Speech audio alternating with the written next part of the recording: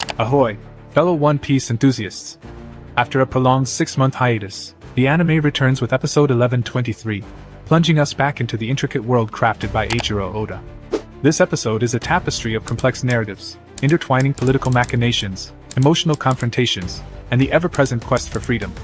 Episode 1123 wastes no time re-establishing the stakes, flipping the world of One Piece upside down, and putting our beloved Straw Hats right in the government's crosshairs. And yeah, Egghead Island is now the most dangerous place in the world. Let's embark on this detailed journey, dissecting each scene to unveil the layers of storytelling embedded within. We open on a dark, silent Egghead Island, cloaked in shadows before dawn breaks. The air is tense. And then, boom, like the ball dropping in Times Square, the island lights up in a blinding flash. Massive beams shoot into the sky, the lab dome pulses with energy, and just like that, Egghead becomes the epicenter of global attention. But it's not just Egghead under the spotlight. All across the world, chaos erupts. Newspapers rain from the sky, drop from news crew carriers, and people sprint like it's Black Friday at Marineford. Why? Because the headlines are nuclear. First bombshell. Vice Admiral Garth, yes, Grandpa Garth, has gone missing at Hakanosa. Gone. Vanished. No updates. It's like he dropped off the face of the planet, and the Marines are staying suspiciously silent. The man who punched a mountain for training? Missing? That alone is enough to send shockwaves. Second bombshell. Emperor Straw Hat Luffy has taken hostages at Egghead Island. And with that, mass hysteria. At Makino's bar in East Blue, jaws hit the floor. The old mayor chokes on his drink. Don slams his fist on the table. Even the mountain bandits look shook. Because everyone knows, Luffy's no villain, and no one takes hostages under his watch. Makino breaks down. She's sobbing like a telenovela protagonist, clutching her child, because deep down, she knows Luffy's heart. Meanwhile, the earth itself seems to respond. A massive earthquake erupts, powerful enough to send birds fleeing, trees cracking, and waves surging. We even see little Leon, that cute goat kid from the East Blue mini-arcs, nearly drown again, clinging to a floating plank. The quake is no joke. Scientists around the world scramble. It's officially declared the largest earthquake in recorded history. And remember, this is just 6 days after the mysterious annihilation of the Lulusia Kingdom. Connection?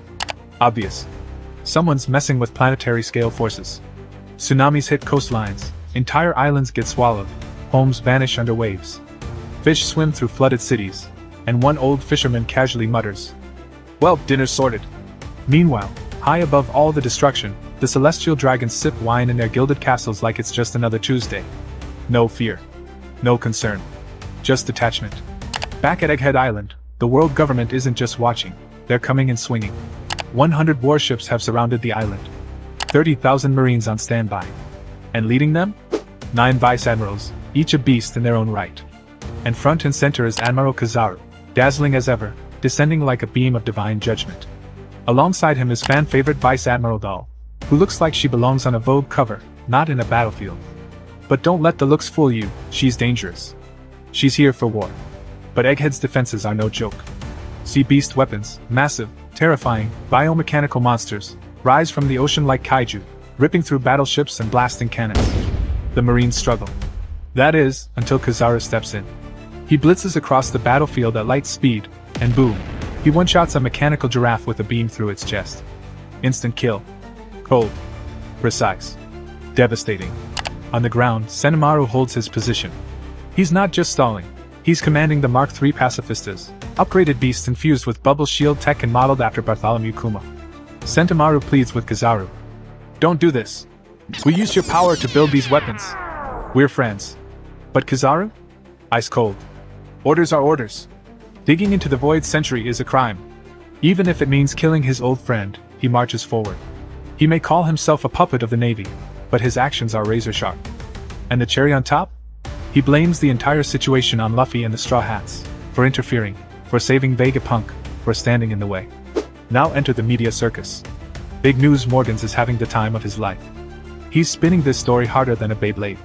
The headlines say Luffy is a terrorist, that Vegapunk is a hostage, and that the Straw Hats are behind it all. But the reality? CP0 got cracked. The lab is locked behind an unbreakable force field. And the Straw Hats are just trying to survive the madness. Then comes the devil himself, Saint Saturn, one of the 5 elders. He doesn't blink. When a soldier reports that some Egghead staff escaped via ship, Saturn casually orders them sunk. No trial. No hesitation. Just death. Because they might know too much. And when Bonnie's name comes up, she's just a girl. She's not important anymore.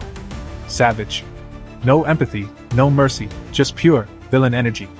And then, the betrayal hits harder than a Sea King's punch.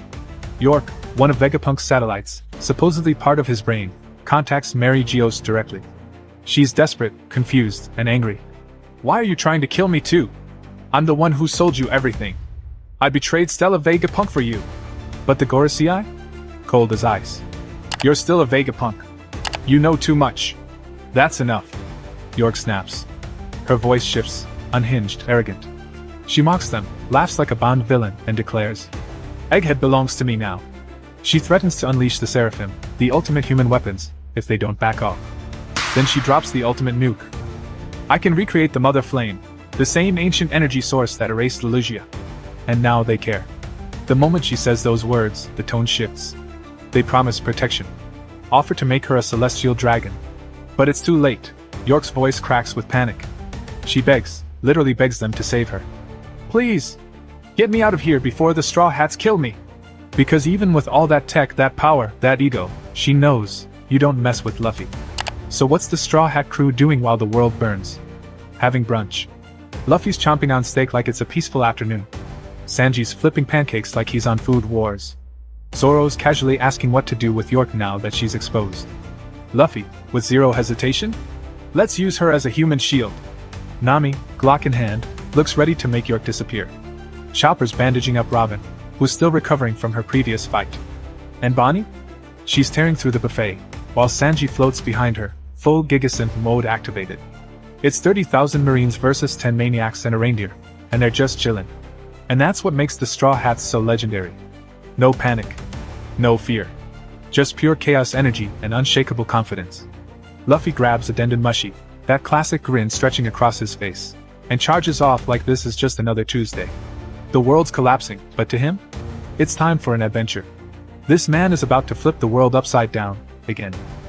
And that's a wrap on One Piece episode 1123, an absolute banger of a return. We've got missing legends, world-shaking disasters, 30,000 soldiers knocking at the door, traitors turning on traitors, and the Straw Hats just vibing through it all. This arc is heating up faster than Sanji's frying pan, and if this episode is any indication, we're not just in for a fight, we're in for a war. Egghead Island isn't just a new battlefield. It's the fuse that might blow the entire world sky high. So if you're loving this chaos, the conspiracies, the callbacks, the raw Straw Hat energy, you already know what to do.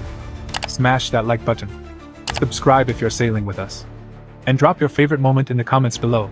Was it York going full Bond villain? Kizaru turning savage? Or Luffy being Luffy in the middle of mayhem? We're breaking down every twist, every theory, and every hidden detail, week after week, so don't miss a single episode. This is Ninja of the Seas, signing off until next time. Stay sharp, stay hyped, and keep sailing. We'll see you in episode 1124.